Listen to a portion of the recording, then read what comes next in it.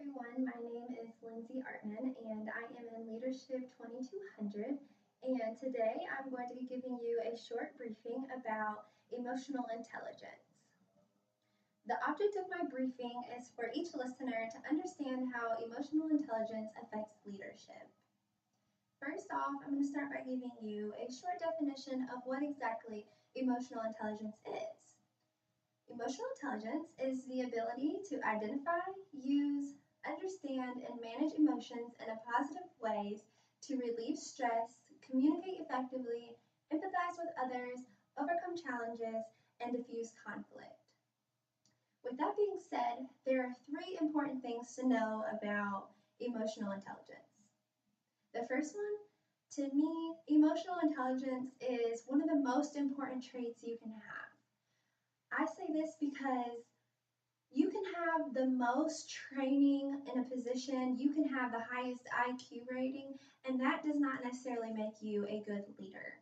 What can make you a great leader is having those traits plus being able to connect with others, which is part of what I'm talking about when I say emotional intelligence. Another thing about emotional intelligence is that it is also measured the same way kind of as IQ, but it's called EQ. The nice thing about emotional intelligence is that as we age, we learn more and more and more, and you get wiser. So, EQ is something that is developed over time, which means the older you get, the more EQ you can develop. Whereas IQ, once we tend to hit that certain age, our brains start to degrade. The last thing about it would be it creates a great climate to link between emotions, behaviors, and performances. There are five main components that link emotional intelligence to leadership. The first one is self awareness.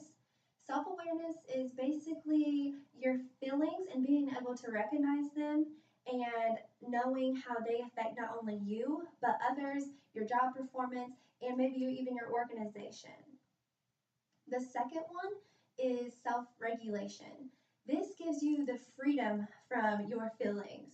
Not always being trapped in or always feeling bad, being able to have good integrity, being able to speak up and say, hey, maybe I did that wrong and the next time I can do it better. Or, hey, I did that really, really well. I can continue to do that. The third one would be motivation. Motivation is where that drive comes in. It's the embedded drive to accomplish these high tasking goals that we set for ourselves. It allows leaders that have a great drive for motivation accomplish these tasks that they put out not only for themselves but also their organization. And they're not going to stop until they, complete those tasks. That's what the drive is. The last one, oh, not the last one, the fourth one is empathy. And empathy is consideration. This is where you take into consideration how the people around you, the people that you're leading, are affected by you and how they feel, and that you can connect with them and understand that on that level. This also helps with increasing teamwork. It helps with the rapid pace of globalization, and it also helps to retain the important talents that are needed to complete these tasks within the organizations. The last component that links leadership and emotional intelligence would be your social skills. This is having a friendliness with a purpose. When I say this, I mean you're friendly, but you have a purpose behind it. So when you put your emotional intelligence to work, you're knowing how to connect with them, you're knowing exactly what they may need, you know how to get the job done or how to delegate a task, and you know how to communicate. Communication is one of the biggest parts of social skills because if you can't communicate to your followers exactly what you want done, you're never going to be able to get the task completed. Now, some of you may be asking, why would I want to have emotional intelligence? Well, here's a few reasons for you. It helps with your work performance. Having a good emotional intelligence will have you come in to job with a positive attitude, ready to work and get a job completed because you're positive about it. You know that you can do it, and you have people to support you. The second reason would be for your physical health. Like I said, if you're able to connect with someone, you and then you can control your emotions. That helps, like when you get anger, you can control that emotion, which helps relieve stress, which helps overall in the end your physical health. The third one would be your mental health. I say this one because not only does stress affect you physically, but it affects you mentally. If you don't have a clear mind, how can you be expected to complete your task? You're always worried about something else. Your mind has to be clear so you can focus on the task that is ahead of you. So that's why mental health is on the list. The last one would be your relationships. This one's very important because emotional intelligence involves so many different aspects that every single one of them affect a relationship in some form, whether you're communicating non-verbally, verbally, facial expressions, um, just being able to have and keep those strong relationships by having a good emotional intelligence is very important. There are a few ways that you can raise your emotional intelligence, and a couple of them are the ability to quickly reduce stress in challenging situations. This is important because if you let stress go on for too long, it can really cause an issue in the situation that you're trying to, deal with. The second one is the ability to recognize emotions and control them. This is important once again because you don't want your emotions to overwhelm you, because once they start to overwhelm you, they overwhelm everyone around you.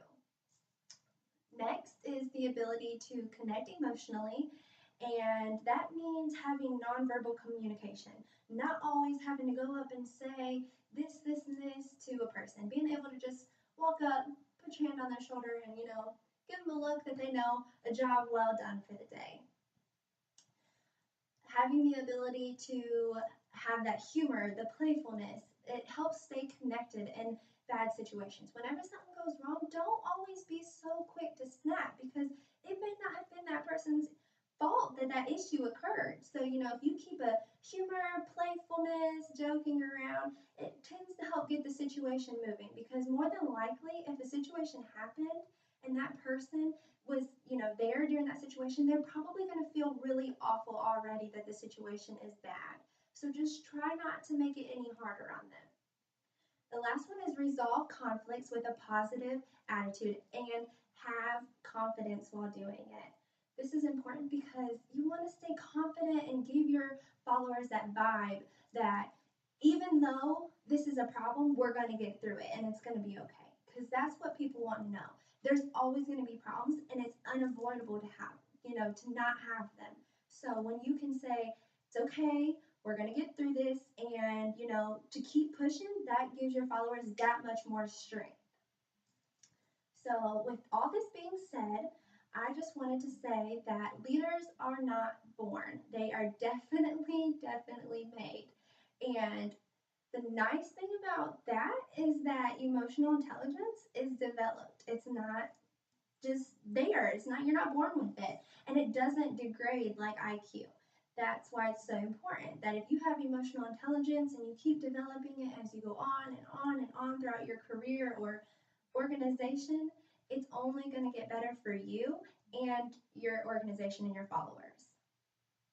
So there are a few things that I would like everyone to remember after this presentation, and that the importance of emotional intelligence and how it affects leadership, because successful leaders achieve increased emotional intelligence or high intelligence by doing it in three ways. I call them the 3 R's, and this is reducing stress, recognizing and controlling emotions, and remembering to laugh and stay positive. So if you can remember those 3 things, you will definitely be on your way to developing a great emotional intelligence, which is something that will always benefit you as you continue on your career as a leader.